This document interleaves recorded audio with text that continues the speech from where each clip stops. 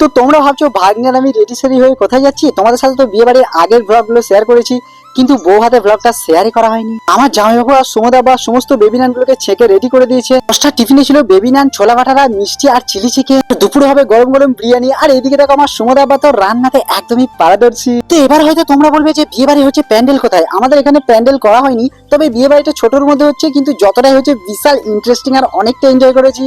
একটা সময় সুমদা বা আর আমি সবাইকে কিন্তু আস্তে আস্তে খাওয়াচ্ছিলাম, তবে এখানে কেউই আমাকে খেতে বলেনি। আর এই দেখো আমার যে সুইট ভাবি আমাকে কিন্তু একটু খাইয়ে দিয়েছে। সুইট বেবিটা তো লজ্জায় রাঙ্গা হয়ে যাচ্ছে, কেন বুঝলাম না। একটা সময় 10টা খাবারটা খেয়ে দুপুরে দেখি বিরিয়ানি, সালাড, চাটনি, পাঁপড়, দই, মিষ্টি আরো অনেক কিছুই। তবে প্রতিটি খাবার হয়েছিল মারাত্মক। 10টার নাস্তা এবং দুপুরে টোটালি খাবারটা ছিল অসাম। তবে এখানে ছিল কিছু ছোটখাটো হিরোইন আর কিছু বড় বড় হিরোইন। দেখো এরা কিন্তু আমাকে ফেলে একা একাই খাচ্ছে, কেউ বলছে না একটু খেতে।